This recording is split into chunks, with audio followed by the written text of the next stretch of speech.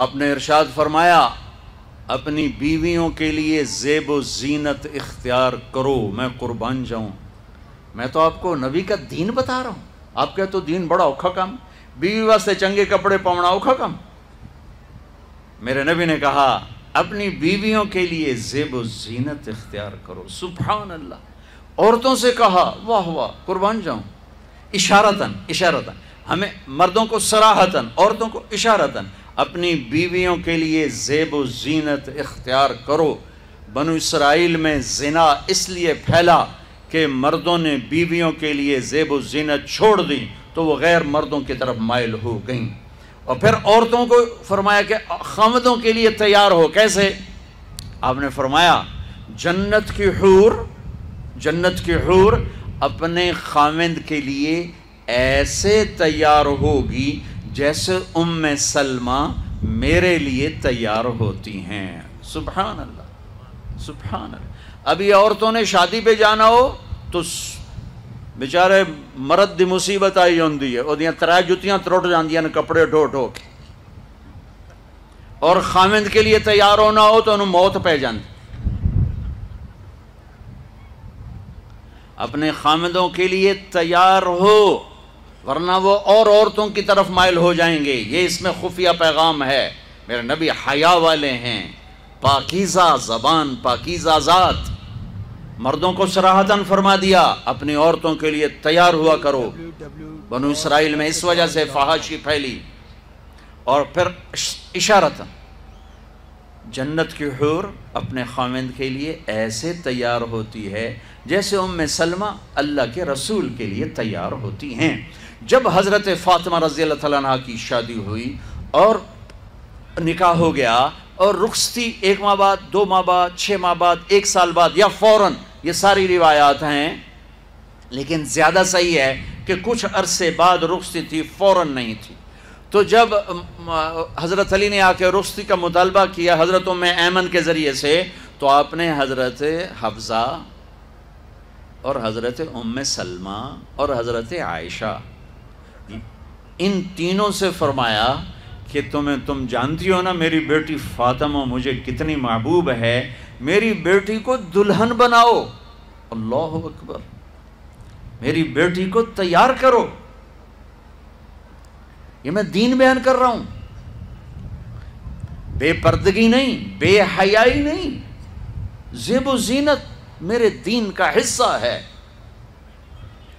میرے نبی کی شریعت ہے۔ میرا نبی خوبصورت دین لے کر آیا ہے، ایک خوبصورت زندگی لے کر آئے ہیں۔ پتہ نہیں ہم نے کہاں سے عجیب و غریب دین کے فلسفے نکال لیے ہیں۔ سبحان اللہ، قربان جاؤں۔ آپ نے کہا جابر شادی کی؟ کہا جی کی۔ کہا کماری سے کہ بیوہ سے؟ کہا جی بیوہ سے کی۔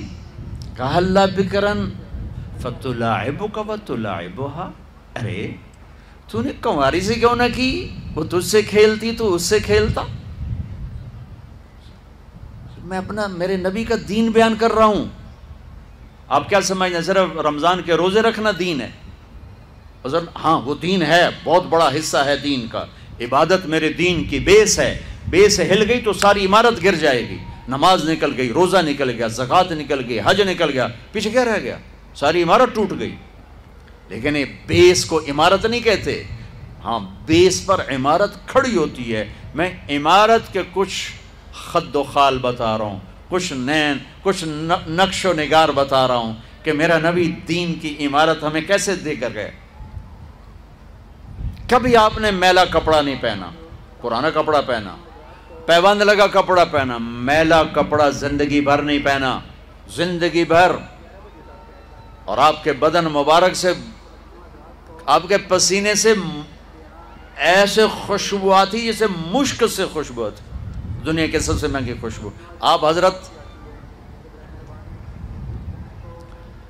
ام سلیم کے گھر میں آرام فرما رہے تھے دوپہر کے وقت، تو آپ یوں کر کے سوئے ہوئے تھے، یوں یہ کوہنی آگے نکلی ہوئی تھی۔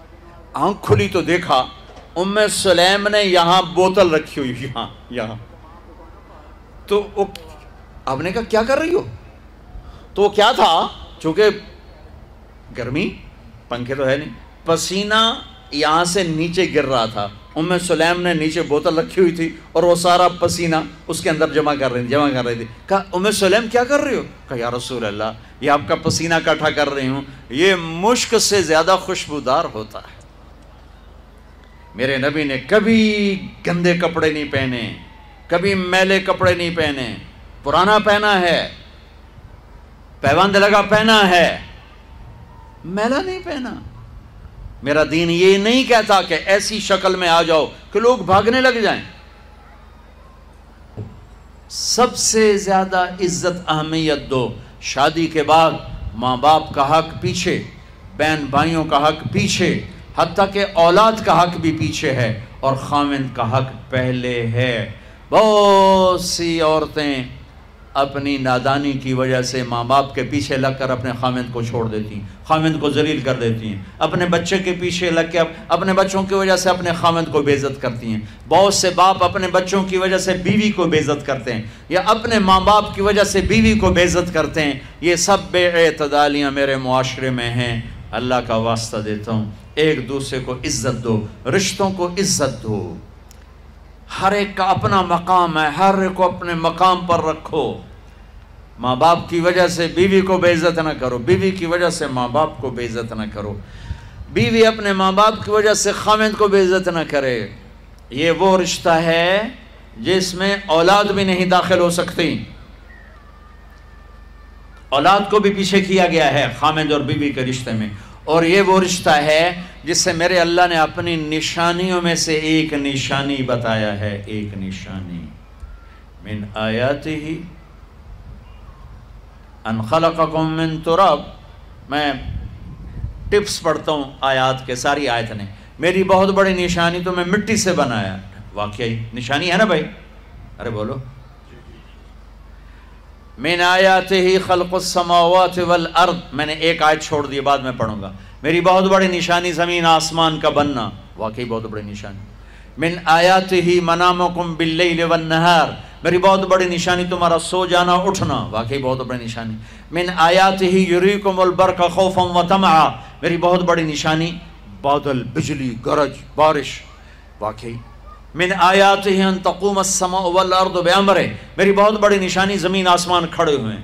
من آیاتہ ان یرسل الریاح مبشرات. میری بہت بڑی نشانی کہ گرم ہوائیں ایک دم ٹھنڈی ہو کر بادل لے کر آتی.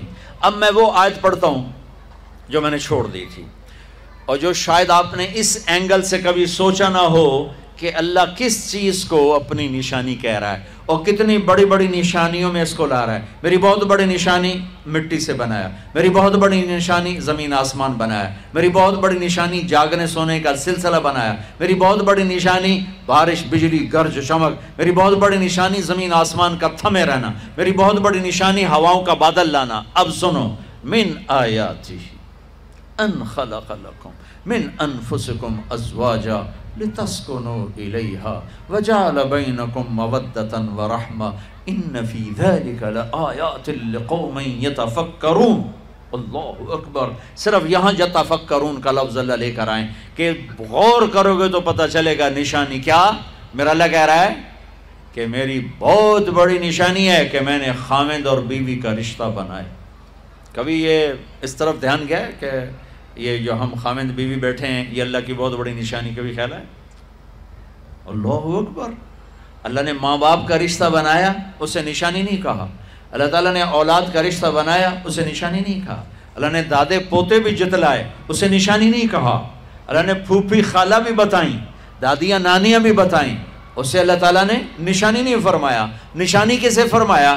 خاوند اور بیوی، یہ میں نے رشتہ بنایا، یہ میری کتنی بڑی نشانی ہے. اس ایک رشتے کو باقی رکھنے کے لیے سینکڑوں آیات ہیں، سینکڑوں آیات. اور طلاق سے نفرت کا اظہار. میرے نبی نے کہا علی طلاق سے بچنا. جب طلاق دی جاتی اللہ کا عرش کانپ اٹھتا ہے. ناجائز طلاق، بے جا، ضرورت کی وجہ سے طلاق لی بھی جا سکتی ہے، دی بھی جا سکتی. یہ میں ایک اضافہ کروں گا. بہت سی بچیاں نہیں گزارا ہو رہا، خاوند بدتمیز ہے یا سسرال ظالم ہیں، وہ کہتی ماں سے میرا گزارا نہیں ہو رہا، میری جان چھڑا دو. نہیں بیٹی، گزارا کرنا ہوگا، صبر کرنا ہوگا، گزارا کرنا ہوگا، یہیں رہنا ہوگا. یہ ماں باپ کا ظلم ہے، یہ ماں باپ کا اپنی اولاد پر ظلم ہے. ہمارا تو زمیندارہ ماحول ہے پنجاب کا. میں نے اپنے ہی خاندان کی بتاتا ہوں، بچیوں پہ ظلم ہوتے دیکھے، پھر ان کی فریادیں بھی سنی، پھر ان کے ماں باپ کا ظلم دیکھا. اتھا ہی رہنا ہے، اتھا ہی گزارا کرنا ہے، بس اساں ایک واری تیرا کر دیتا ہے، ہن اساں کوئی نہیں کرنا، پچھا مڑ کے نہ پیا میں، جی میں کرنا ہی کر، ساڈا کوئی ذمہ نہیں. ماں باپ کہتے ہیں، ماں باپ کہتے ہیں. اور وہ ماہی بے آب، مچھلی پانی کے بغیر تڑپتی ہے، اس طرح اس کا دن اور رات ہے. زندہ کی کھال کھچ رہی ہے، اس طرح اس کا دن اور رات ہے. اور ماں باپ کا جبر، گزارا کرنا ہے، گزارا کرنا. تینوں بعد کون تیرا رشتہ کتوں آئے گا، تیری شادی کتوں کریں گے. ابھی تو اس کو ذبح ہونے سے بچا لو. کل تو اللہ نے ہمیں اس کا مکلف ہی نہیں کیا کہ کل کیا ہوگا، کل کو آنے تو دو. پتہ نہیں کل کا دن ہے بھی نہیں کہ ہمارے مقدر میں یا نہیں. ہم کل کے لیے اپنی بچیوں کو ذبح کر دیتے. میں نے ان کو تڑپتے دیکھا. میں صرف اپنی فیملی کی بات اوروں کی فیملیوں کی بات جہاں جہاں تعلقات. کہیں رشتہ قریب کا ہے، لڑکی بدتمیز ہے، بچہ شریف ہے، وہ کہتا ہے ابا جی میں طلاق دینا چاہتا ہوں، میرا اس سے گزارا نہیں ہے، زبان شدید ہے. آئے میرے بھائیو، گھروں کی آبادی اللہ کی قسم، مالدار ہو یا غریب ہو، صرف اچھے اخلاق سے ہوتی ہے. اور گھروں کی بربادی مالدار ہو یا غریب ہو، برے اخلاق سے ہوتی ہے، برے اخلاق سے ہوتی ہے. دو واقعے اوپر نیچے ہوئے. ایک خاتون ملی، مجھے تعارف کرائے گا کہ ایک خاتون آ رہی ہیں، ان کے خاوند کھربوں پتی ہیں، کھربوں پتی. ٹھیک ہے جی آؤ. اس خاتون نے آتے ہی رونا شروع کر دیا. مولانا لوگ مجھے خوش قسمت سمجھتے ہیں کہ میں بہت بڑے مالدار کی بیگم ہوں، میرا دل زخمی ہے، میرے خاوند کا سلوک اچھا نہیں، میں دولت کو آگ لگاؤں، یہ ہیرے کے سیٹ کو میں کیا کروں جب اس کا سلوک ہی میرے ساتھ اچھا نہیں. چند دن کے بعد ایک نوجوان ملا. مولانا میں اپنی زندگی سے تنگ ہوں، میری بیوی انتہائی بدتمیز ہے، انتہائی زبان دراز ہے، میں اپنی زندگی سے تنگ آ چکا ہوں، 3 بچے ہو چکے ہیں، طلاق دے نہیں سکتا، میں کیا کروں. یہ روزمرہ کے واقعات ہیں. تو ضرورت کے لیے طلاق دی جا سکتی ہے، لی جا سکتی ہے، نہ عیب ہے نہ تانا ہے، نہ ذلت ہے نہ کوئی داغ ہے. لیکن ابھی فیصل آباد سے ایک بچی ملی، اس کی بچی گود میں. طلاق کیوں ہو گئی؟ کہا سسرال نے کہا بچی کیوں پیدا ہوئی ہے، گھر واپس جا. طلاق دے دی. بچی پیدا ہونے پہ طلاق دے دی. پچھلے ہفتے ملا ہوں، پچھلے ہفتے. کیا قصور ہے جی، بچی پیدا ہوئی طلاق دے دی. اور یہ 3 دن پہلے اسلام آباد میں خاتون ملی کہ سسرال نے گھر سے نکال دیا. کیوں؟ 3 بچیاں گھر سے نکال دی. 3 بچیاں پیدا ہونے پر گھر سے نکال دیا. یہ بھی اسی دیس کی کہانی ہے، یہ بھی اسی دیس کی دکھ بھری داستان ہے. ظلم صرف وہ نہیں جو بھتہ کی پرچیاں آ رہی ہیں اور جو دہشت گردی ہو رہی ہے، یہ گھر جیسے وہ بہت بڑا ظلم ہے، ایسے یہ بھی بہت بڑا ظلم ہے کہ کہیں بچیاں ذبح ہو رہی ہیں، کہیں بچے ذبح ہو رہے ہیں.